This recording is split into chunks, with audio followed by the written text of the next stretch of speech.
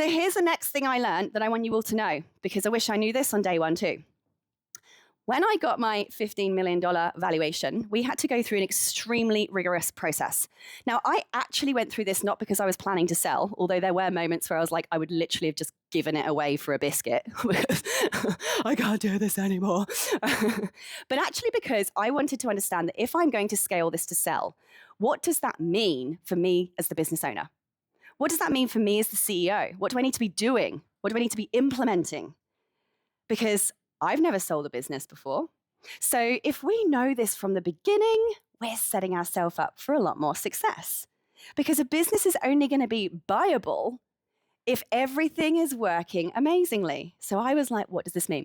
So we went through this whole process. All of our finances had to be checked and approved by a CPA accountant. We had this consultant come in. They looked at all our systems. We had to answer 10 bajillion questions about everything. And basically, the report that comes back that determines the multiplier by which you could sell your business at comes down to a number of key areas. And these are some of, not all of, the main assessment areas that determines the value of your business. And how interesting is it? Not only is this going to determine how many dollaroonies somebody offers you when you do go to sell it one day, it also is the very thing that's going to get you to being sellable in the first place.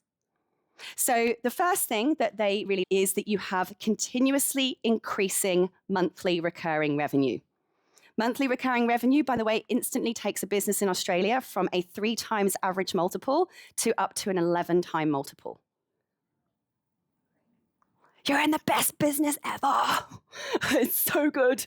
So this is where you want to be making sure that you are getting that monthly recurring revenue, but that you're listening to Sarah and all the other friends that are going to come and talk to you this next 2 days, and you are continuously doing marketing activity to continuously increase that monthly recurring revenue.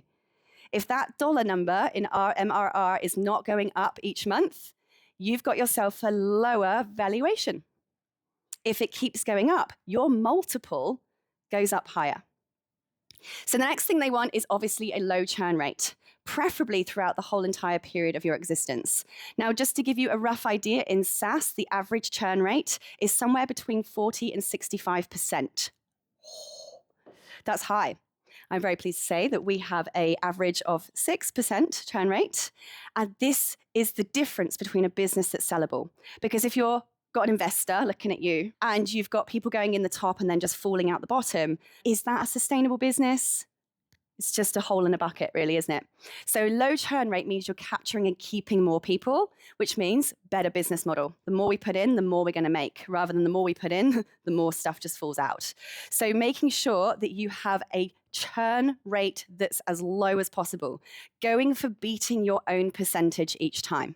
For me, if we have anything more than 9%, that's the maximum we've ever had, I know that something is drastically wrong. Something is wrong. What are we doing? Have we not turned up for onboarding calls? Have we not provided customer education? Has Sarah not been out there in the group and the community being the rah-rah cheerleader?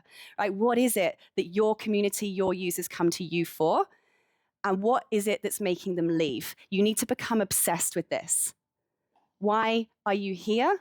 Why did you come? And why is it that you are leaving? You also need to have lots of different customers in lots of different locations, ideally if you want a higher rate of percentile of your valuation. So great thing about SaaS is you can have customers everywhere. So that's good. True story. On one Tuesday morning, 2014, I had a very successful education company delivering training to governments and corporate mining organizations, and they were all funded by the same fund. It was literally only a few months into a 7-year contract, and I lost $2.7 million and 23 staff in a single day. I had built a high revenue business that was built on a stack of cards because they were all in one state, Western Australia, and they were all funded by the same government fund. So when that was gone, so was the whole entire company. So please understand that when you diversify where your customers are, so if there's a big, I don't know, national disaster over there, all of the people over here keep the business afloat. If you have a war happen, right, in one country, we had this issue last week, what happened in between India and Pakistan, I hope everyone's okay, whereby we had part of the business down. Who and where is that going to be held up so that the business maintains its value, maintains its operation, and doesn't lose revenue when something, someone, or somewhere falls over, which it will. So this is all about creating a sustainable business. Obviously, also yourself. Your next biggest goal after getting your business off the ground is to fire yourself as quickly as possible. My staff have a saying here, Sarah, can you get off the boat? She's saying yes at the back of the room. Get Sarah off the friggin' boat. She's supposed to be out there on the shore, bringing everyone onto it. The more you're on the boat steering and pulling wires, and the more you are not out there doing the thing that you're best at, talking to your customers who you deeply know and understand.